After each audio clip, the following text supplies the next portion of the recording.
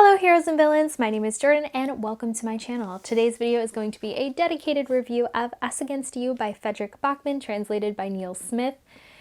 I loved this book. I'm just going to come out and say it. This book was so good. First of all, I'm going to give you a summary of what this book is, so that way you'll see if maybe it's for you if you haven't read it, what I thought of it, which I kind of already told you, and who I'd recommend it for, and then we'll get into a spoilery discussion for those of you who have already read this book and just want to hear me gush about it.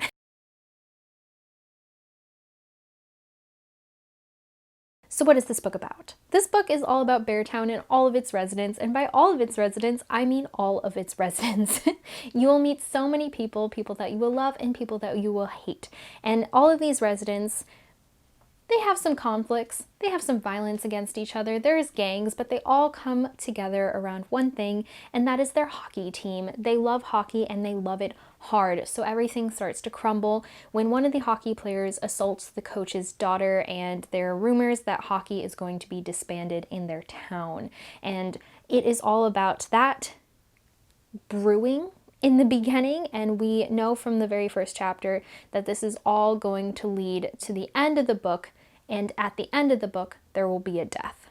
So this touches on some pretty hard-hitting things that go on in life. This is really all about life, and the big question that this book tries to ask is, who is to blame? It's a social commentary, and it leaves room for you to decide while giving you all the facts, all the information about everyone in town. It is so good. I would recommend this to people who are looking for a social commentary. I would recommend this to people who like morally gray characters. Frederick Bachman does this thing where he'll introduce you to a character at their worst moment, the way other people see them at their worst, or maybe they're at their lowest point, and you won't like them at first until you slowly start to realize, as the narrator shows you, okay, maybe you don't like him now, but this is who he was and why he became who he is now, and even who he is now can do some good. And seeing people struggle who are so hard now and calloused, struggle and end up doing the right thing, makes it so worth it getting to know these characters and makes you root for them so hard. So I would highly recommend it. If you're in the mentality to read this, please give it a try. I loved it so much. Okay, so that's it for my non-spoilery thoughts. If you want to go read the book, please do so, but don't stick around. For those of you who have read the book, what? Right? This book, oh my gosh, wow. Let's start off with my favorite character, Zackle. I love Zackle so much. This coach that comes in as sort of the saving grace and is asked to create a team that is going to win, because if they can win, maybe hockey can come back to the town. And so she's conversing with Peter, and Peter's giving her like the list of guys, and she's like, "You're giving me nice guys? Where are the bandits? I want a team of bandits." And she creates this team that is made of such riffraff. And Peter realizes this is actually what he was striving for all along, because he wanted hockey to be a way of changing these kids. And Zackle just comes in and she already knows that. And Zackle, just as a character, is so great because she doesn't take anything from anyone. She knows herself well enough to not have to prove herself to anyone. And I love how she treats emotions as like this foreign concept. She's like, "Oh, you're sad? What is that like?" My favorite part, I think, of the entire book is when she meets Benji for the first time, and Benji storms in and he's like, "You're gonna make me team captain? Why would you choose me?" And she's like, "Because you're a coward. And I'm gonna give you the one thing that you're afraid of the most. You being responsible for other people."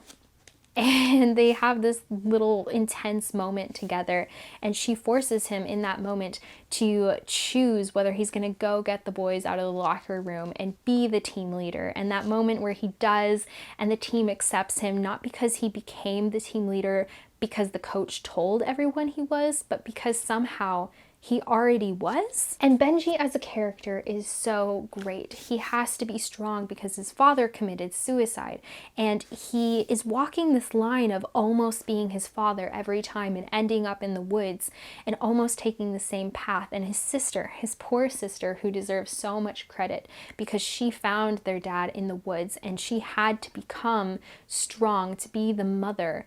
And she is who made Benji what he is today, because she was strong for him, and now he has to be strong, but he almost can't sometimes. The moment where he ends up in the woods again and he sees the bear, which has so much symbolism, but he has this moment where he could have died because something else could have killed him, and he realizes, I don't want to die, I have to go fight. He has to deal with so much throughout the entire book. The fact that people see him as a mistake, and not them making a mistake. I really hate the teacher so much because Benji deserves so much. Oh. And Benji's relationship with Maya is also beautiful because they both understand each other. They have this tie of being able to know how society can turn on you for something you didn't do. Amat. Now let's talk about Amat. I didn't realize how much I liked him until the scene where Zackle is getting them all to work hard, right? Because that's all they know is hard work.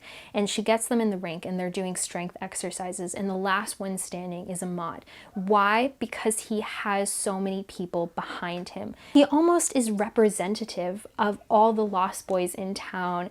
My other favorite scene in the novel is where his best friends are pushing him once they've disbanded the club, and he's trying to just run and he doesn't know what to do, and his friends are like, no, we're going to make you famous. You're going to be great for us, and we're going to be everything you need us to be this summer. And they worked so hard with him. They ran with him until they threw up, until they couldn't run anymore. And they were just the most supportive friends ever. Let's talk about Bobo. Bobo. It's so interesting that Bobo's character, because there is a fine line between who he is in the locker room, this jokester who really just wants everyone's attention and is trying so hard to get everyone to look at him and laugh with him, even if it's them laughing at him, compared to who he is at home with his mother who has cancer and is dying, and he has to be strong for his family. He has to be an adult way sooner than he can be. So it's understandable why one of him makes the other of him. He can't really do anything. He doesn't have the talent, yet somehow he's a part of the team. And I kept wondering why Zackle made him a part of the team, because he was in the original list of hers. And it's because of who he becomes. She saw the potential in him. That scene where Bobo asks her and is just like, how do you make them respect you? And she's like, you have to become useful for the team. And he does, and the moment in the end where he becomes the captain is just so satisfying. Despite not having a talent for the sport, not being the best, he is the best at what he does, which is making people happy and also making them wildly uncomfortable.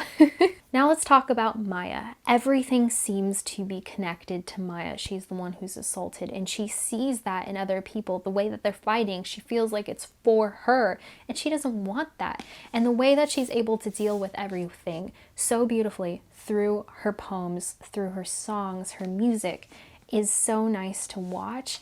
And also that her best friend brings her to the teacher for martial arts, and she is struggling so hard when people touch her. And yet, months later, after learning how to fight, a boy brushes against her arm and she doesn't flinch. She doesn't flinch. Those 3 words meant so much to me after seeing everything she had to go through. The way that Maya looks up to her mother, and her mother trying to be more of a mother, saying to her, I wish I could be normal. I want to be normal for you. And Maya saying, no.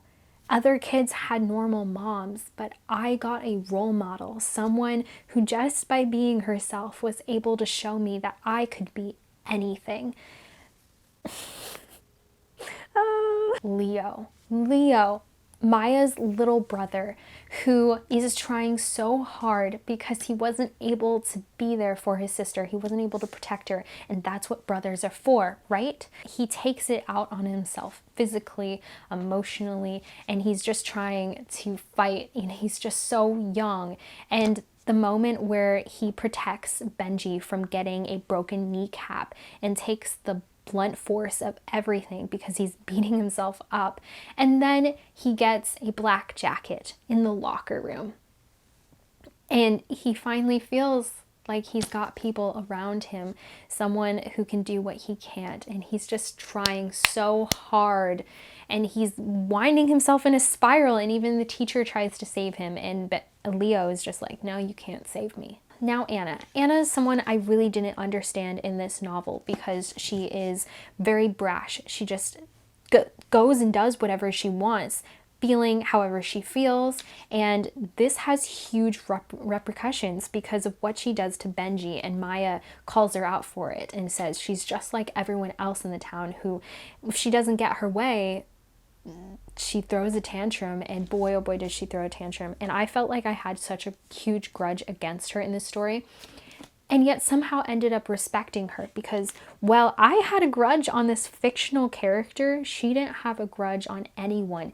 Even her father, who has hugely let her down, she treats him with such kindness. And that makes her able to see Vidar and be with Vidar, and her and Vidar, oh my gosh, don't even get me started. I thought they were everything. Vidar we don't see until like the very middle of the novel because he's been in prison and he has serious problems with decision making. But when he meets Anna and they both connect so well, all the snippets of conversation between them are so wonderful to read about because the openness in their relationship, the way that they just agree to just kind of love each other is wonderful. The narrator constantly saying they could have been remarkable. They would have been beautiful. And so we know what they could have been. And yet, even with those ominous remarks from the narrator, I didn't think it would be Vidar who died until the very end. Out of everyone who could have died, why was it him? I understand. I have a theory. Vidar is the one, honestly, in my opinion, who's innocent of everything. He wasn't there in the beginning when this all started. He wasn't there for the assault. He didn't choose any sides. He's just the younger brother who really wants to love everyone. And he's so rash that he just will do anything for everyone he loves. And it's because of that he dies in the end. And then Anna, who runs for the burning car because that's the example her father set for her, that you need to save the people who need help, even though, remember that this car is the people who came from the opposing town who burned down the hockey building. She still goes for them. And Vidar goes after her because he loves her, and he's fast enough that the car hits him. And he dies like he lives, instantly. And Anna has to deal with it. It's so hard. They only had each other for so long. And we're being told by the narrator what they could have been, how brilliantly they could have shined together. And this is how it ends. Okay, now let's talk about a person that won't get me so emotional, and that's Peter. Peter.